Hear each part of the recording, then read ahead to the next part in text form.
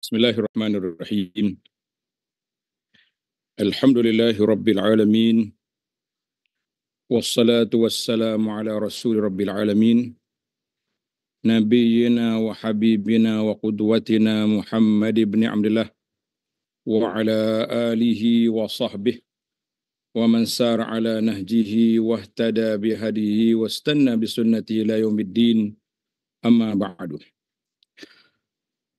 Muslimin dan muslimat, para pencinta ilmu sekalian, yang dihormati Al-Fadhil Ustaz Hafiz selaku moderator dan qari kita, serta yang dihormati Datuk dan Datin selaku penganjur pada majlis ilmu. Muslimin dan muslimat, para jemaah sekalian, Assalamualaikum warahmatullahi wabarakatuh. Alhamdulillah, syukur kita kepada Allah Azza wa Jalla pada hari ini 18 hari bulan 12 2024 bersama dengan 16 Jumadal Akhirah 1446. Kita dapat meneruskan pengajian kita dalam kitab Penawar Bagi Hati. Seperti biasalah, kita ini membincangkan tentang ilmu tasawuf untuk menggilapkan hati kita, nak jaga hati kita daripada perkara-perkara yang tidak baik, yang boleh merusakkannya, boleh melalaikannya daripada mengingati Allah Azza wa Jalla, ataupun apa sahaja perkara yang dikira tidak baik kepada hati kita, maka itulah yang menjadi tajuk ataupun perbincangan kita dalam kitab yang mulia ini. Jadi alhamdulillah para jemaah sekalian, bagi jemaah yang ada kitab versi yang saya baca ni, seperti dalam gambar, ada dalam gambar di belakang anak tu, muka surat 92, muka surat 92, bab 7, tamak terhadap makanan. Dia panggil syarhut ta'am, syarhut ta'am. Jadi para jemaah sekalian, kita ni dalam siri yang lepas, kita telah bincang tentang bahagian yang kedua. Mana kitab ini, kitab Penawar Bagi Hati ini, Tuan Syekh Abdul Qadir Al-Mandili rahimahullah ta'ala telah bahagikan kitab ini kepada 3 kategori, 3 bahagian. Bahagian yang pertama, dia menyebut tentang 7 anggota yang menjadi pintu masuk syaitan untuk merosakkan hati kita. Kemudian datang bab yang kedua ni, bahagian yang kedua ni, masalah qalbun ataupun jantung hati. Jadi jantung ni kita dah bincang dulu tentang apakah jantung, apakah hati dimaksudkan. Kemudian Tuan Syekh kita bawa kepada kita dalam bab ini, dia kata ada 10 penyakit yang melanda hati. Tadi alat anggota, yang ni penyakit. Jadi penyakit itu ada 10. Tuan-tuan boleh tengok di muka surah 88. Yang pertama dia panggil syarhut ta'an, penyakit suka tamak dengan makanan. Kalau bab makan tu tak salah, sebab kita manusia ni memang kena makan. Kalau tak makan mati, ada kata kan. Tapi yang salahnya dia panggil syarhut ta'am, tamak pada makanan, itu yang jadi masalah. Kemudian masalah yang kedua, tamak dalam berkata-kata. Siri yang akan datang insya-Allah kita akan bincang tentang suka bercakap, cakap yang tak ada faedah. Kalau cakap yang ada faedah, memang kena bercakap. Macam kita malam ni bercakap ni, hampir 1 jam cakap seorang. Kemudian sifat yang ketiga, yang buruk, marah. Yang keempat, dengki. Yang kelima, kedekut dan sayangkan harta. Yang keenam, suka bermegah, menayangkan kemewahan. Yang ketujuh, cinta akan dunia. 8, bangga diri. Yang ke-9, ujub. Yang ke-10, riak. InsyaAllah kita akan ambil satu persatu. Cuma dalam CD ini kita akan berpindah ke muka surat 92, bab 7, tamak terhadap makanan. Dia panggil syarhut ta'am, tamak pada makanan. Ini tajuk perbincangan kita dalam CD ini, insya-Allah. Kata Syekh, bab ini pada menyatakan syarahu. Kalau ada kitab ni dia ada baris tu. Dia punya, dia tulis ikut Jawi, syarahu. Betul. Syarahu ta'am maknanya tamak. Artinya sangat loba atas makanan. Kita ni memang suka makan lah. Di mana-mana pun asyik nak makan ya. Tak? Bila lapar, nak makan. Yang masalahnya tak lapar pun makan juga tu. Baiklah. Adalah sangat loba atas makanan itu. Ini kata Syekh. Tuan-tuan yang tak pasal bahasa Jawi lama ni, tengok orang Arab lah. Tengok yang terjemahan ke bahasa Malaysia tu lebih ringan sikit. Adalah sangat loba atas makanan itu setengah daripada asal segala kejahatan. Makna punca kerusakan kita ni mari daripada mana? Mari daripada loba tamak pada makan. Dia ada kaitan. Ada kaitan. Kerana perut itu tempat keluar bagi segala keinginan. Dalam perut kita ni keinginan duduk situ. Kerana daripadanya terjadi keinginan paras. Bila dah kenyang, makan macam-macam, vitamin tu vitamin ni, makjun sana makjun sini, dah tongkat sana tongkat sini, akhirnya perut mengeluarkan kehendak nafsu yang lain pula, dia pergi kepada keinginan paras. Kemudian apabila mengerasi oleh keinginan, makna tekanan, mengerasi itu dengan makna tekanan. Oleh keinginan makanan dan keinginan jima, nascaya terjadi daripadanya sangat loba kepada harta. Jadi bila nak makan yang mahal-mahal, kita perlu pada harta yang banyak. Jadi Masya Allah, dia ada kaitan, orang panggil step by step. Sikit-sikit naik. Kerana tiada dapat menunaikan dua keinginan itu melainkan dengan harta. Jadi, keinginan nak makan dengan nak nafsu tadi tidak terlaksana kecuali bila orang tu ada harta. Bila ada harta baru jadi. Kalau tak ada harta tak boleh. Dan terjadi daripada keinginan kepada harta itu ingin kepada kemegahan. Naik tahap lain pula. Bila dah ada harta banyak, dia mula megah pula. Mula nak sombong. Kerana sukar mengusahai akan harta itu, melainkan mengusahai. Maknanya payah kita nak dapat harta itu, melainkan dengan ada kemegahan. Ada kemegahan. Macam-macam lah. Kita nak sebut pun susah juga kan. Sebab kita pun kadang-kadang sahabat-sahabat kita terjebak sama. Baik. Kemudian apabila menuntut ia akan harta dan kemegahan, nak kedudukan, nak harta, dua-dua dapat, dan mendapat ia akan keduanya. Penyakit mana pula datang? Nascaya berhimpun padanya oleh beberapa banyak daripada kebinasaan. Banyak binasa lain mari pula. Di antaranya seperti riak. Riak itu mana nak menunjuk dengan orang lah kita ni kaya, sebab itulah orang kaya jadian dia panggil ni, baru jadi kaya ni asyik. Mungkin zaman sekarang ni senang nak tayang, ada Facebook, ada alat-alat IG, ada TikTok ni, tayang je lah dah. Tayang aset dia, ada kereta, ada tu, ada alat ni yang duk tayang sampai dia punya barang kemah penuh lengan pun tayang. Sekarang ni musim menayang kata orang, semua benda mau tayang. Jadi mula mari riak dan takabur. Dia apa benda riak dengan takabur, apa beza dua tu? Dia biasanya riak ni dia nak tunjuk ya. Nak tunjuk hanya apa yang dia ada, semuanya apa yang dia buat tu nak tunjuk dengan orang, itu dia panggil riak. Takabur, satu lagi riak ni dia tidak ikhlas. Takabur nak jatuhkan orang. Dia atas lagi pada riak. Riak bila mari takabur tu dia nak jatuhkan orang. Sebab itulah Nabi sebut dalam hadis, al-kibru batarul haqqi wa ghamtun nas. Sikap takabur itu satu lagi menolak kebenaran, dia tak boleh terima kalau orang tunjuk apa-apa nak ajar nasihat dia jangan. Wa ghamtun nas, dan menghina orang. Dia naik dah. Awak ni orang hina. Sekarang ni orang panggil apa ni B40 ke apa benda. Dah macam-macam lah. Penghinaan-penghinaan yang ditunjukkan oleh orang-orang yang sombong tadi. Riya. Kemudian apa dia dapat pula? Dan dengki. Ini yang tak tahannya masalah dengki. Dia dah kaya dah.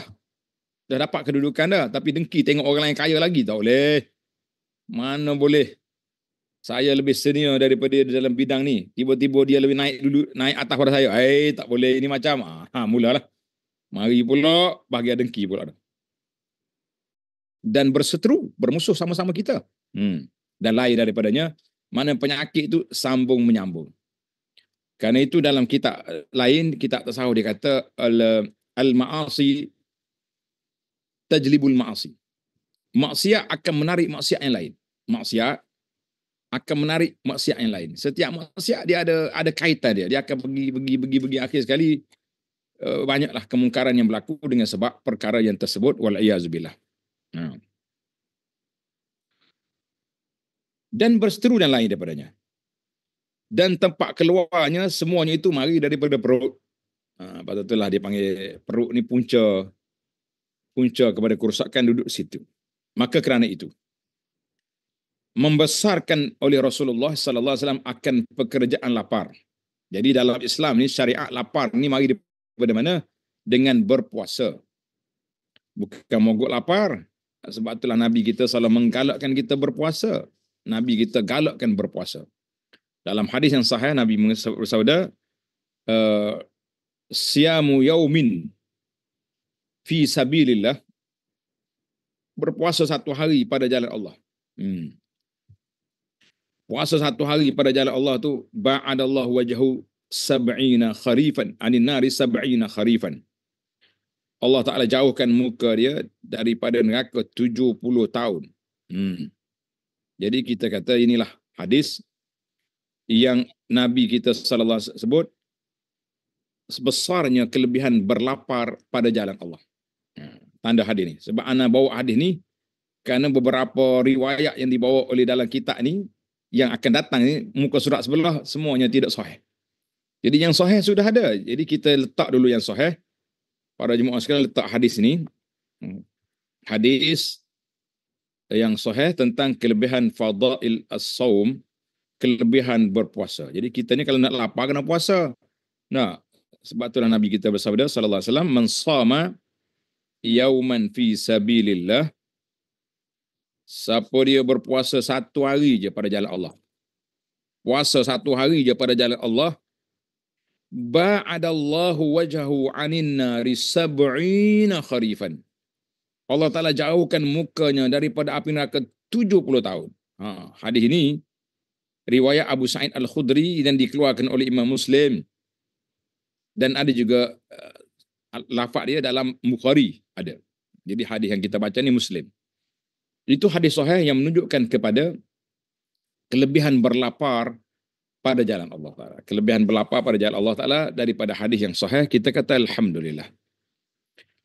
Adapun hadis yang 3 di sini, tuan-tuan tanda sikit, letak sini, ini tidak sahih. Bahkan tak ada asal dari Nabi SAW. Sebab itulah kalau tulis baginda Nabi bersabda tu, kalau boleh letak garisan di bawah, diriwayatkan, tulis gitu ya, diriwayatkan. Ada riwayat mengatakan bahawa, tak usah sebut Nabi lah, sebab hadis ini tidak ada asal. Ma min amalin ahabba ila Allah Ta'ala minal ju'i wal 'atash.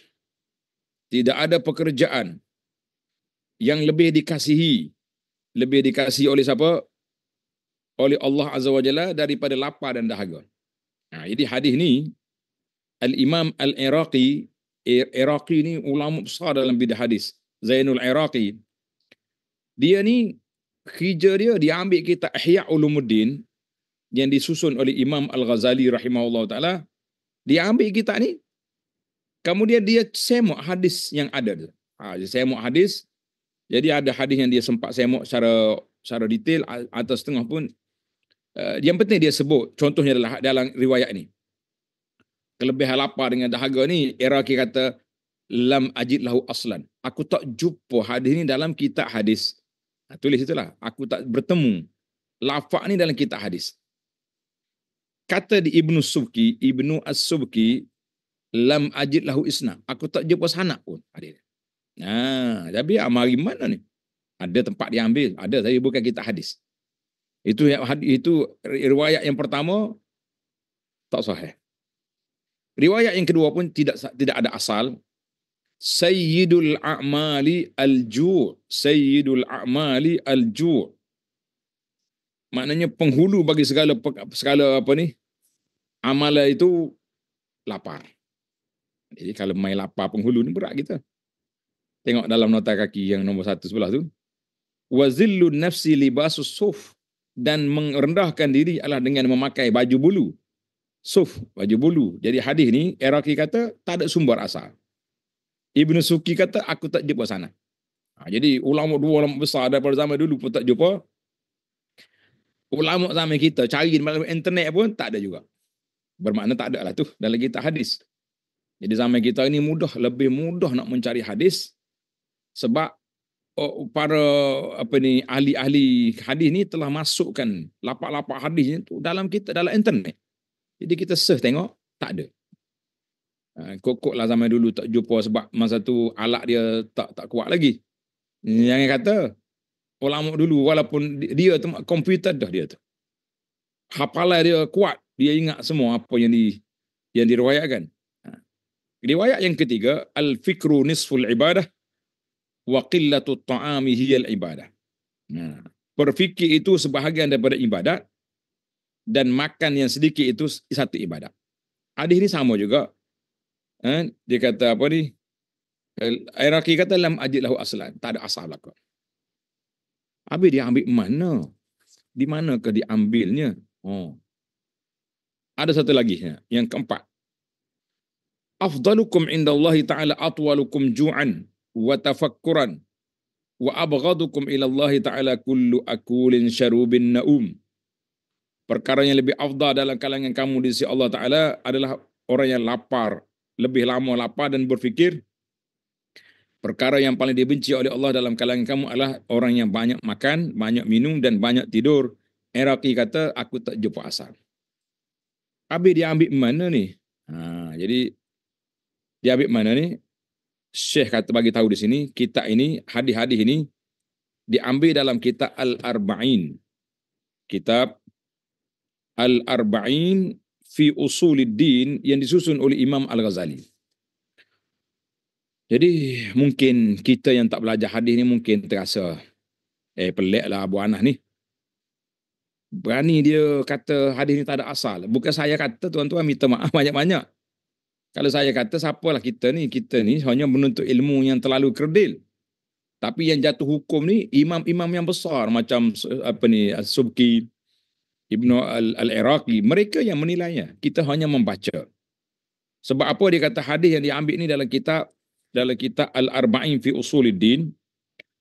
Kitab ni Imam Ghazali biasanya kitab-kitab dia diambil daripada kitab Qutul Qulub. Qutul Qulub juga menukilkan hadis-hadis tanpa sanad. Jadi masing-masing menukil. Kemudian Syekh Mendili rahimahullah pula nukil pula kat sini. Maka menjadi peranan kita lah, pelajar-pelajar penuntut ilmu yang datang kemudian Allah Ta'ala beri sedikit maklumat untuk kita semak hadis-hadis ni. Maka dapatlah kita kesan bahawa 4 hadis yang dalam bab lapar ni tidak sahih. Hak sahih tadi berpuasa, itu sahih. Bukan cakap sahih, digalakkan kita berpuasa. Kalau nak lapar, berpuasa. Kerana itu ana letakkan hadis sini. Baik, ada hadis yang sahih, ada. Alhamdulillah ini hadis ni. Hadis yang kita nak baca sekarang muka surah 96. Hadis ni sahih. Apa dia kata? Nabi SAW bersabda, "Ma mala abnu Adam wi'aan syarran min batnihi. Hasab abnu Adam luqaimatun yuqimna sulbahu." Al-Miqdam bin Ma'di Karib meriwayatkan bahawa dia dengar Rasulullah SAW bersabda, tengok nota nombor 3, nota kaki nombor 3. Dia dengar Rasulullah SAW bersabda, "Ma mala adamiyun wi'aan syarra min batnin." Saya mendengar Rasulullah bersabda, tidaklah seorang anak Adam itu memenuhi bahagian tubuhnya yang lebih buruk daripada dia penuh isi perut sampai tak bergerak. Macam ular sawa kata orang. Hasbul adami luqaimatun yuqimna sulbahu. Cukuplah dia memenuhi tubuhnya dengan beberapa suapan yang boleh menegakkan tulang belakangnya. Kita makan untuk nak kuatkan tubuh kita, untuk beribadat, untuk berjalan, untuk bekerja, untuk bergerak. Cukuplah tu. Tidak perlulah kita ambil kuat-kuat lagi, banyak-banyak lagi. Baik, fa in ghalabatil adamiyyu nafsuhu fasulusun lit-ta'am wa sulusun lisyara' wa sulusun lin-nafas. Ni tengok ni. Maka Walaupun nafsunya ingin lebih daripada itu, makna kita ni nafsu makan kita ada semangat kuat. Jadi kita kena bagi 3 perut kita ni. 1/3 makanan, 1/3 untuk minuman, 1/3 lagi untuk nafas. Mana jangan sumbat sampai penuh, sampai tak boleh nak bergerak. Tadilah orang kampung kata macam ular sawah. Ular sawah ni dia telan semua benda. Seekor kambing dia masuk dalam perut, sampai tak bergerak dia. Jadi kita jangan jadi macam ular sawah. Duduk tarik semua masuk dalam tu. Jadi kita kena bagi 3 perut kita ni. 1/3 makanan, 1/3 minuman, 1/3 nafas. Nyawa kita. Alhamdulillah. Hadis ini rawahu Ibnu Majah dengan sanad yang sahih. Jadi kita kata alhamdulillah. Jadi hak ni ini dia panggil taujih an-nabawi. Bagaimana kita nak kurangkan makan tu. Jadi kita kena bagi 3, barulah kita jadi yang lebih selamat insya-Allah. Baik.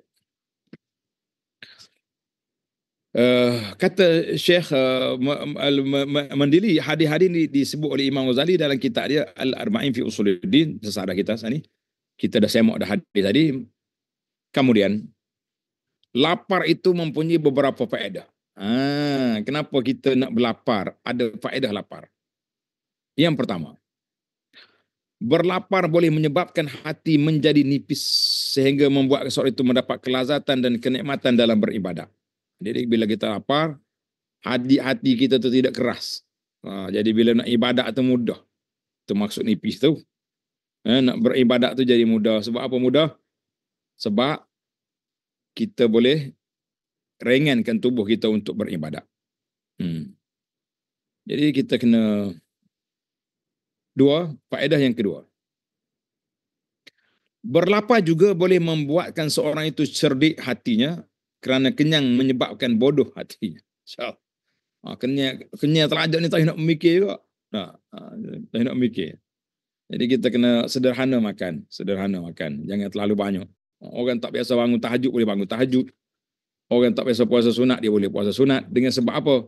Dengan sebab kita biasakan diri kita dengan perkara-perkara dengan lapar, maka dengan itu kita akan dapat yang terbaik insya-Allah. Kita akan dapat yang terbaik biiznillahi azza wa jalla. Baiklah para jemaah sekalian. Kita pindah kepada tajuk yang seterusnya pula.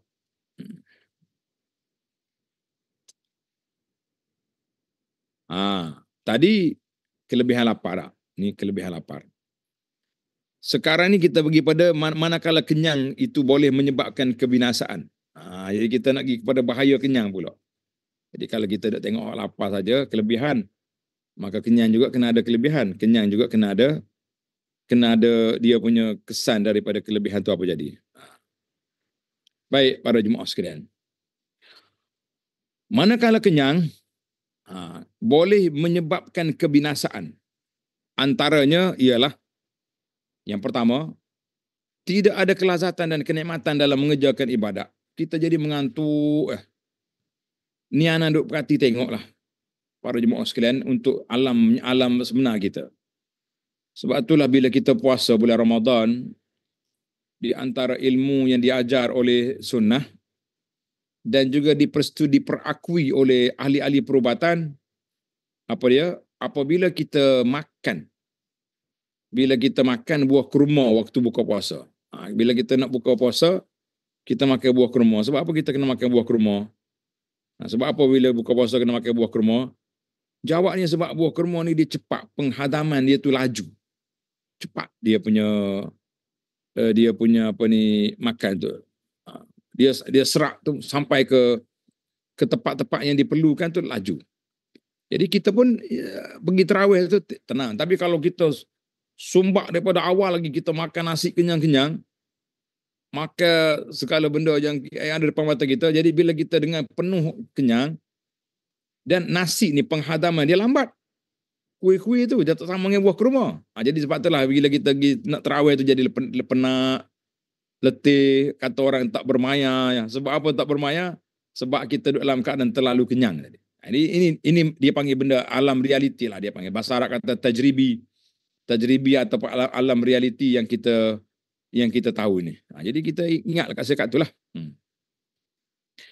Baik, yang mananya manakala kenyang itu boleh menyebabkan kebinasaan, antaranya adalah satu, tidak ada kelazatan dan kenikmatan dalam mengerjakan ibadah. Dikurang. Yang kedua, menambahkan keinginan nafsu. Jadi makin kuat dia punya kelazatan, makin kuat pula dia punya kehendak nafsu yang meminta-minta supaya kita kurangkan dia punya kedudukan tadi. Hak dia tadi. Yang ketiga, hilang rasa kasihan kepada mereka yang miskin. Bila kita kenyang ni kita terlupa orang miskin. Kerana tidak merasakan bagaimana rasa lapar. Jadi kita tak boleh nak menjiwai orang lapar. Dan menyangka semua manusia dalam keadaan kenyang. Kerana itu diwajibkan berpuasa supaya mengetahui hikmat bagaimana rasanya apabila orang miskin tidak dapat makan. Ingatlah. Jadi kita kena letak situ.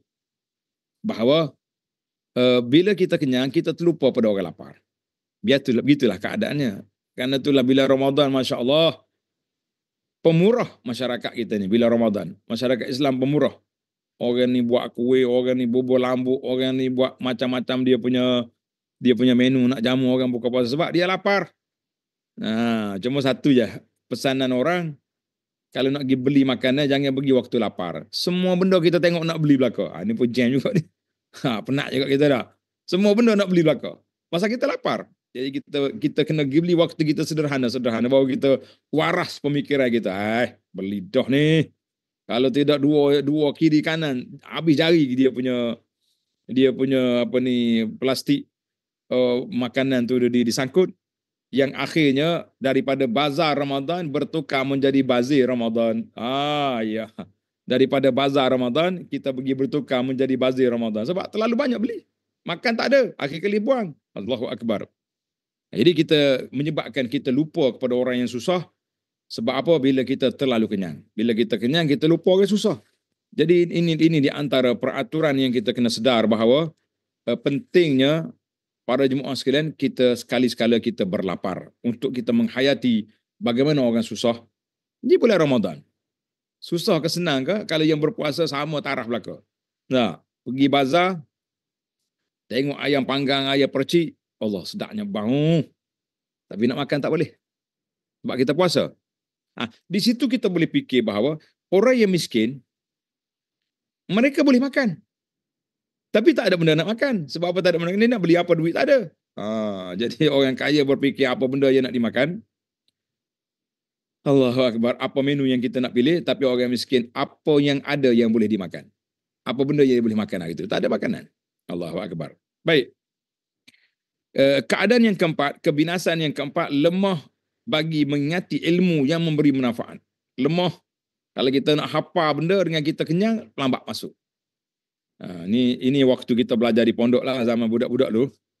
Tak tahu lah Ustaz Apih ada ingat ke tidak. Dia panggil, ada satu buku nama dia Ta'limul Muta'allim. Ta'lim Al-Muta'allim.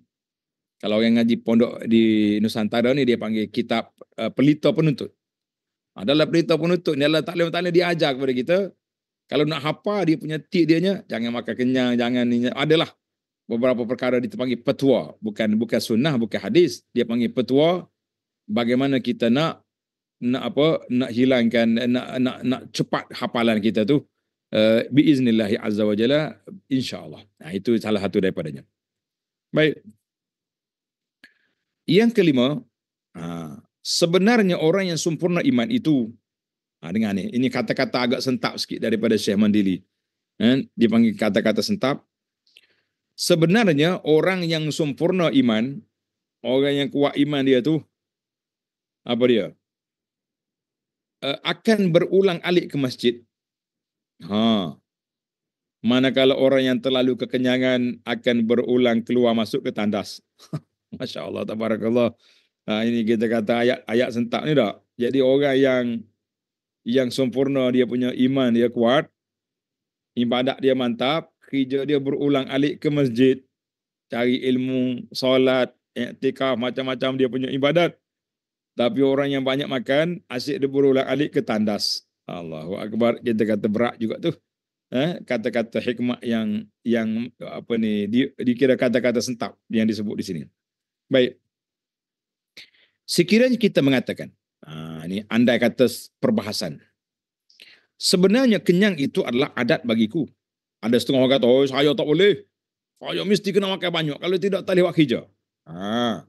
Jadi bagaimana aku boleh meninggalkannya? Apakah tipnya kita nak tinggal ni? Jawapannya adalah mudah bagi mereka yang ingin melakukannya. Tak payahlah Syekh kata. Kita perlu melakukannya secara beransur-ansur dengan mengurangi sesuap makanan kita setiap hari sehingga kita boleh mengurangkannya hanya sepinggan dalam sebulan. Allahu Akbar, sepinggan sebulan pula dah. Ini banyak sangat. Jadi kita kurang-kurang sikit-sikit lah. Kurangkan sedikit demi sedikit. Dengan cara seperti ini, kamu tidak akan menyedari kamu sudah mengurangkan dalam pemakanan serta menjadikan sedikit makanan itu sebagai adat kamu yang baru. Jadi kita mengadat. Bila sebut tentang cerita ni, banyak teori sebenarnya. Ana 2 tahun lepas, bukan haji baru ni, haji 44. Haji 44. Kita balik Mekah tu sakit kaki. Bengkak kaki. Pergi hospital kan ni. Buatlah postpakum test semua dia punya ni, jantung lah pun. Dia kata okey je. Sebab simptom jenis bengkak kaki tu macam nak pergi ke jantung, buah pinggang. Adalah dia punya bacaan doktor tu. Dia kata ni okey, masya-Allah tak ada masalah. Jadi dia kata ginilah, ambil langkah keselamatan. Apa dia langkah keselamatan? Dia kata kita ada satu mazhab nama dia mazhab keto. Dia kata dengar kau keto ni. Keto, K-A-T-O, keto. Mazhab keto ni dua benda yang dia kena tinggal. Yang pertama dia tak makan nasi. Yang kedua tak boleh nak minum air manis. Benda-benda manis lah.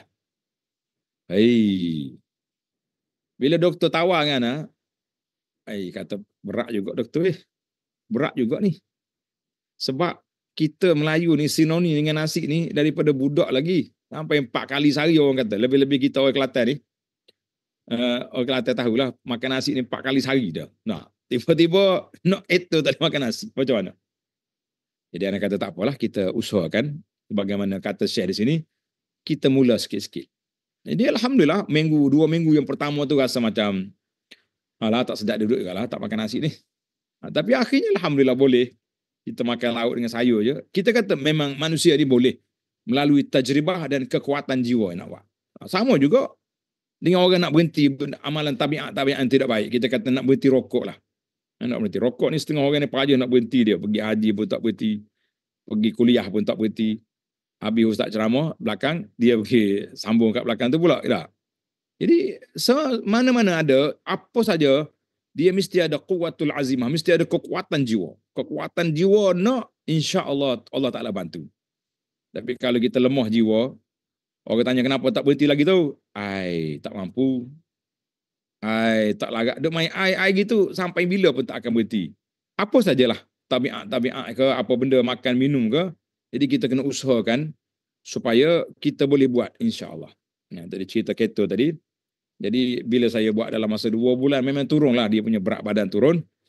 Dan sampai ada jemaah tanya dia tu. Kata waktu tengok live tu dia kata ustaz nampak serah sikit tubuh ni. Ada sakit ke? Kata tak sakit, saya nak menghilangkan tak nak cari sakit lah. Jadi tapi lama-lama dia berhenti setakat itulah. Itulah maknanya Tuan Syekh kata kita kena ubah adat budaya makan. Pemakanan kita tu. Macam-macam lah diet orang ajar sekarang ni. Ada yang tak boleh makan tu, ada yang tak boleh makan ni, ada yang pukul sekian boleh makan ni, sekian tak boleh makan ni. Orang lain mungkin boleh buat kot. Tapi kalau kita ustaz ni payah. Sebab biasanya lepas kuliah tu kita ada makan. Lepas salat isyak. Ada pula orang jamu makan. Orang masjid pula dah sedia. Kadang-kadang juru dapur tu sedia awal-awal lagi. Jadi kalau ustaz langsung tak sentuh kan kecil hati. Tapi mungkin ada setengah mazhab macam keto tadi sesuai lah kita jaga nasi je makan benda lain. Baik, kita balik pada cerita kita lah. Cerita ke ini tajribah dia panggil. Sebab Syekh kata tak ada hujah. Bagi orang tu kalau dia kata dia ni tak boleh berubah, kita kata no. Orang yang tak boleh berubah, orang yang tak nak berubah saja. Orang yang tak nak berubah ya tak boleh berubah. Insya-Allah kalau tuan-tuan rasa nak berubah dengan niat kita ikhlas, keazaman kita yang kuat, kita akan berubah. Dalam semua keadaan apa. Tanyalah ahli-ahli bisnes dengan cara dia, ahli koprak dengan cara dia, ahli ahli riadah dengan cara dia, ahli ibadat juga dengan cara dia. Mesti kita kena ubah. Daripada dulu langsung tak puasa sunat, sekarang ni kita cuba. Hai, penat Ustaz. Cuba hari ni weh. Sekarang di musim sejuk ni. Musim sejuk ni pukul 6 dah baru subuh. Subuh pun baru 6 tu baru subuh. Ya lambat dah. Jadi maknanya kita masih ada peluang dah. Maghrib pukul 7 dah maghrib. Jadi cuaca pun sejuk. Jadi alhamdulillah peluang-peluang yang masih ada ni kita usahakanlah para jemaah sekalian supaya kita selamat diberi rahmat oleh Allah Subhanahu Wa Taala dalam mengharungi suasana kehidupan kita yang baik ini, insya-Allah. Baiklah. Sekarang ni Tuan Syekh kita bagi tip makan secara sedikit boleh dibagi kepada 3 peringkat. Ni dia cerita kepada kita, motivasilah, cerita bagaimana pemakanan para ulama. Orang-orang yang ahli ibadat ni macam mana mereka bahagikan diet dalam makanan mereka tu. Jadi Tuan Syekh kata, makan secara sedikit boleh dibagi pada 3 peringkat. Yang pertama, peringkat as-siddiqin. Kita tengok. Tuan-tuan, puan-puan, kita tengok nanti kita ni peringkat mana. Peringkat mana. Yang pertama, peringkat as-siddiqin, iaitu makan sekadar memelihara badan daripada binasa. Allahu Akbar. Dia makan tu, nak jaga tubuh dia biar ada tenaga je sebab nak ibadat. Iaitu, sekiranya kurang daripada kadar itu, ianya ditakuti boleh menyebabkan kerosakan pada akal fikiran ataupun menyebabkan mati kelaparan. Jadi dia makan sikit sangat. Makan nak bagi tenaga ya kepada tubuh dia tu. Ni orang siddiqin. Rasa kita tak boleh ambil ni. Tak ada nak buat kerja ni. Yang kedua, makan hanya setengah cupak. Ni dipanggil cara diet. Makan hanya setengah cupak. Satu cupak dianggarkan 300 gram bagi gandum, 700 gram bagi beras. Sebab gandum ni kalau kita main tu dia ringan. Jadi dia jadi sikit bila secupak. Setiap hari 700 gram beras ni sekilo secupak. Secupak lah. Iaitu memenuhi 1/3 perut. Hal ini adalah amalan yang biasa dilakukan oleh Sayyidina Umar radhiyallahu anhu dan golongan para sahabat yang lain. Jadi sahabat lain dia makan banyak tu, secupak sehari. Mereka hanya makan segantang gandum sahaja dalam masa 7 hari. Segantang gandum. Tengok nota di bawah dia kata, gantang adalah satu alat sukatan lama. Satu gantang adalah bersama dengan 4 cupak. Setiap perkara ada berbeza berat timbangan bagi satu gantang. Berdasarkan Majlis Fatwa Kebangsaan, menetapkan berat bagi satu gantang beras tempatan grade A bagi Semenanjung adalah 2.7 kilogram segantang. Manakala segantang ni yang kita keluar peterah, beras peterah tu, bulan Ramadan tu segantang tu. Kita segantang. Manakala berat bagi fatwa beras Vietnam bagi Sabah dan Sarawak adalah 2.6 kilogram. Lebih kurang gitulah. Yang penting tak sampai 3 kilo.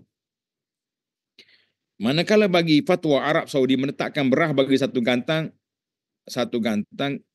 berat bagi satu gantang gandum halus, dia panggil syair, ialah 2.34 kilogram untuk gandum dia. Jadi kita mana lebih kurang lah kita tengok dia punya berapa banyak sukatan yang kita nak makan setiap hari, itu yang kita ada. InsyaAllah. Itu kumpulan yang kedua. Dia nisbahkan pada Sayyidina Umar. Saya pun tak semak dari sudut riwayat pada Sayyidina Umar tadi, tapi tak apalah. Yang ketiga, makan sekadar secupak setiap hari. Secupak setiap hari. Apabila ia melebihi daripada yang sepatutnya, maka kebiasaannya ia dianggap sebagai golongan yang banyak makan. Secupak ni, beras ni banyak juga kalau kita nak kira. Jadi kalau kita ambil mazhab keto pula, tak makan beras ni, tak boleh nak secupak dah kita. Jadi kita kena ukur sayur dengan kalori dalam dalam lauk lah pula, ayam ke daging ke. Baiklah. Itu dia panggil gaya pemakanan orang-orang yang dulu. Manakala mengurangkan makan dengan melihat kepada masa juga boleh dibahagi kepada 3 peringkat. Jadi kita tengok kita nak kurangkan makan, kita bagi masa. Bagi masa. Yang pertama, peringkat tinggi adalah berasa lapar sepanjang 3 hari ataupun lebih. Tunggu 3 hari baru makan. Maksudnya golongan ini hanya makan setiap 3 hari atau lebih. Diriwayatkan daripada Sayyidina Abu Bakar berlapar selama 6 hari. Wallahu a'lam. Nah, itu ada diriwayatkan. Lepas tu dia kata diriwayatkan. Yang kedua, peringkat pertengahan adalah makan pada setiap 2 hari sekali. Yang ketiga, peringkat yang lebih rendah adalah makan setiap hari hanya sekali. Jadi oleh itu, mereka yang makan pada tiap hari 2 kali tidak akan berasa lapar. Bahkan sebenarnya dia sudah pun meninggalkan kelebihan lapar. Kita kata Masya Allah, Tabarakallah. Kita semua ni terkeluar adalah dari kumpulan lapar. Baiklah, tamatlah kitabnya. Kita tamak dalam berkata-kata, insyaAllah kita akan sambung dalam siri yang akan datang. Kita tak nak masuk dah, cuma dari sudut perbincangan lah. Sebab itulah anak kata di antara tip yang paling baik lah kita sebagai Muslim, sebagai seorang mukmin, tip yang paling baik untuk mengurangkan makan, puasa. Puasa. Dan waktu nak buka puasa pula, kita ikut sunnah Nabi SAW berbuka dengan kurma. Kalau ada makanan sedikit, kita makan. Lepas makan, kita pergi solat maghrib. Kemudian baru kita makan. Jadi ini di antara, dan Nabi kita SAW menggalakkan kita puasa. Dia ada beberapa tip lah. Di antaranya kalau orang kuat, elok dia puasa Nabi Daud. 1 hari puasa, 1 hari berbuka. Ataupun kita pergi kepada puasa 3 hari Isnin Khamis. Hari Isnin Khamis. Maknanya sebulan kita puasa dalam 8 hari. 8 hari. Kita ada 4 minggu kan lebih kurang. 8 hari sebulan. Ataupun rendahkan sikit, down sikit grade dia. Nabi SAW berpesan kepada Abu Hurairah tu, radhiyallahu anhu, dia kata, Ausani khalili bi thalathin, kekasih aku telah berpesan pada aku dengan 3 perkara. Tengok hadis Abu Hurairah. Ausani khalili bi thalathin, kekasih aku telah berpesan kepada aku dengan 3 perkara. Apa dia? Yang pertama, Nabi kita berpesan kepada Abu Hurairah radhiyallahu anhu, asum kata Abu Hurairah, ausani khalili bi thalathin la ada'uhunna hatta amut. Dengar ni. Kekasih aku, yakni Nabi SAW, berwasiat kepada aku 3 perkara. Abu Hurairah kata, la ada'uhunna hatta amut. Aku tak akan tinggal 3 perkara ini sehingga aku mati. Apa dia? Saum salasati ayyam min kulli syahrin. Puasa 3 hari sebulan. Jadi di sini tidak didetailkan. Puasa 3 hari itu bila? Adakah hari tertentu atau tidak? Maknanya kalau kita nak ambil secara umum, jadi kita boleh puasa mana-mana hari lah. Hari Senin hari, minggu depan Senin pula, minggu depan. Jadi 3 hari. Ataupun spesifik, ada hadis lain yang menyebutkan dengan nama Ayyamul Bid, puasa pada hari putih. Kita puasa pada hari putih, hari iaitulah hari 13, 14 dan 15. Itu 3 hari itu. Biasanya para ulama ni dia letak situlah, kalau puasa 3 hari sebulan tu kita akan puasa hari putih dia panggil. Hari 13 bulan Qamari, bulan Qamari. Macam kita sekarang ni bulan Jumadil Akhirah kan. Jadi 13, 14, 15. Yang di hari ni 18, 16. Lepas dah lah. Jadi kita puasa 3 hari itu. Dan yang kedua, wasalatid duha. Kekasih aku berpesan kepada aku supaya solat duha. Yang ketiga, wa naumin ala witrin. Kita tidur dengan witir dulu. Jadi itulah di antara hadis ini dalam Bukhari dan lain-lain riwayat. Maknanya para jemaah sekalian, kita tak usah menyusah-nyusah lah. Nah, selain daripada kita ambil diet pemakanan yang betul, insya-Allah, kita juga nak jaga supaya tidak makan banyak ni dengan berpuasa. Jadi puasa, bila tadilah di awal tadi ana baca hadis, man shama yauman fi sabilillah ba'adallahu wajhahu 70 kharifan minan nar. Siapa dia puasa 1 hari je kerana Allah Taala, 1 hari kita puasa kerana Allah, Allah Taala jauhkan mukanya 70 tahun daripada api neraka. Jadi apa lagi yang kita nak? Adapun kelebihan-kelebihan yang lain yang disebut dalam beberapa hadis yang tidak sahih itu tak apalah, kita abaikan yang itulah. Jadi kita sudah ada kelebihan yang banyak. Kita kata alhamdulillah, tamatlah perbincangan kita tentang kelebihan lapar, kelebihan menjaga makan, dan bahayanya syarahu ta'am, terlalu lobo ataupun tamak dengan makan. Ya, tamatlah itu. Baik, kita kembali balik kepada Ustaz Hafiz untuk membuat rumusan ataupun ulasan. Falyatafaddal mashkura. Jazakallahu khairan katsiran al-fadilatul Dr. Abdul Basit Abdul Rahman hafizahullah taala di atas perkongsian. Tamatlah bab yang ke-7. Alhamdulillah nanti akan disambung pada bab yang seterusnya. Tamat dalam berkata-kata bab yang ke-8 pada bulan depan insya-Allah. Ada beberapa soalan, saya tak berhajat untuk membuat kesimpulan dan sebagainya, telah jelas pun dikupas oleh Al-Fadhil Doktor. Ada yang bertanya tentang kaedah diet yang diamalkan oleh berbagai-bagai kaedah yang ada sekarang ini, adakah ianya mengikut syariat Islam? Dia kaedah tu kaedah makan ni umum je. Macam Syekh sebut tadi kan. Kaedah al-siddiqin, berapa cupak, itu semua tu kembali kepada kekuatan masing-masing. Sebab ada juga di kalangan salah yang makan. Dia makan banyak. Jadi dalam kita contohnya Minhajul Qasidin, dalam bab makan dia bahas panjang. Dia kata ada seorang ulama salah ni, dia kata dia ni tak boleh riwayat hadis kalau tak makan.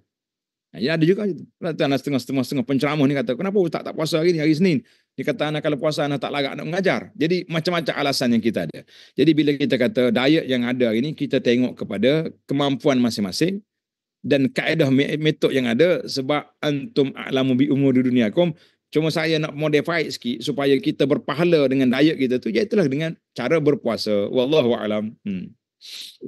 Ustaz Abdi ada pengalaman, ceritalah sikit, tak apa. Belum konsisten Ustaz. Belum konsisten diet. Baik, soalan terakhir Ustaz. Adakah memilih makanan-makanan yang sedap itu merupakan suatu tindakan yang tercela? Memilih makanan-makanan yang sedap, restoran yang sedap, adakah itu satu perkara yang tidak baik ataupun bagaimana? Dia sebenarnya nisbah.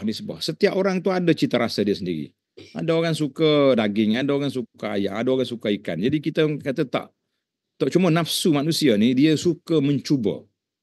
Kalau dia nak makan ikan, kita bawa daging sedap mana pun dia tak nak, dia nak yang tu juga. Sebab itulah bila kita nak makan benda-benda yang mahal, kita kena ada zauk, kena ada rasa. Anda ingat arwah Tok Guru Nik Aziz orang cerita lah, sahabat-sahabat kita cerita, bila orang bawa dia makan ikan sungai yang mahal tu, dia kata kena royak, kena bagi tahu. Barulah waktu kita makan, kita rasa, oh ni ikan keloh ni, ikan mahal ni. Ini kalau kita makan ikan patin, ni panggil patin buah ni, berapa sekilo. Jadi kalau tidak, kita macam biasa je, tak ada kelebihan apa-apa. Jadi memilih makanan yang baik, Allah Ta'ala sebut dalam Quran, halalan tayyiban, halal yang baik. Baik tayyib itu dia tak sama setiap orang. Ana suka makan ikan contohnya, Ustaz Api dia suka makan ayam. Mungkin datuk kita suka makan kambing contohnya. Ya. Jadi setiap orang itu ada masing-masing berbeza-beza. Kadang-kadang kita satu family pun bila masuk restoran, kalau tengok menu masing-masing, lima orang pergi, 5 yang lain berlainan pun ada. Jadi kita tak boleh nak, dia panggil amrun nisbi. Benar-benar subjektif lah, kita tak boleh nak cakap. Cuma kalau boleh jangan ambil yang terlalu mewah lah. Macam kalau nak makan hari-hari pakai steak yang keping besar ni tu 200-300 tu, kadang-kadang kita malu juga dengan Allah SWT. Nah, sedangkan ramai lagi ni musim-musim banjir ni, berapa ramai orang duduk di tempat pemindahan, yang duduk di rumah yang sudah runtuh, makanan duduk makan ikan sardin dah seminggu dah ni. Jadi tiba-tiba kita hari-hari duduk makan benda yang ni, ataupun sahabat kita di Syam, di Palestin, di mana-mana. Jadi kita kena ingat perkara yang tersebut itu supaya kita tidak dipersoalkan di hadapan Allah Azza wa Jalla nanti. Saya kata itulah, wallahu a'lam. Alhamdulillah, terima kasih banyak. Jazakallahu khairan katsiran kepada Dr. Abanas, Dr. Abdul Basit Abdul Rahman hafizahullah taala di atas perkongsian ilmu pada malam ini. Mudah-mudahan kita semua menyambut manfaat dan faedah dan dapat kongsikan kepada ahli keluarga dan sahabat handai kita masing-masing insya-Allah. Dan kita tangguhkan dulu suara kita dengan bacaan doa ringkas daripada penceramah. Bismillahirrahmanirrahim. Alhamdulillah, salatu wassalamu ala Rasulillah nabiyina Muhammad wa ala alihi wa sahbihi ajma'in.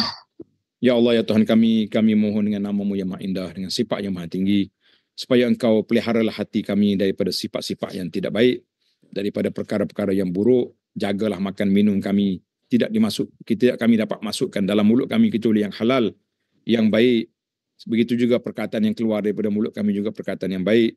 Ya Allah, jagalah diri kami, keluarga kami, zuriat kami, keturunan kami, dengan dapat makan makanan yang halal yang baik, supaya doa kami dimakbulkan, amalan kami diterima, dan hati kami bersih, dan memberi kekuatan kepada kami untuk terus beribadat kepada-Mu, Ya Rabbal Alamin. Ya Allah, kami juga mohon pada waktu ini supaya Engkau selamatkan negeri kami, kampung kami, negeri ke negara kami ini daripada banjir besar, daripada bala bencana, dan berilah kekuatan dan kesabaran kepada sahabat-sahabat kami yang dilanda banjir di tempat masing-masing, supaya mereka dapat gantian lebih baik daripada apa yang dirusakkan dengan kuasa-Mu, Ya Rabbal Alamin. Rabbana la tuzigh qulubana ba'da idh hadaitana wa hab lana min ladunka rahmah innaka antal wahhab. Rabbana atina fid dunya hasanah wa fil akhirati hasanah wa qina azabannar.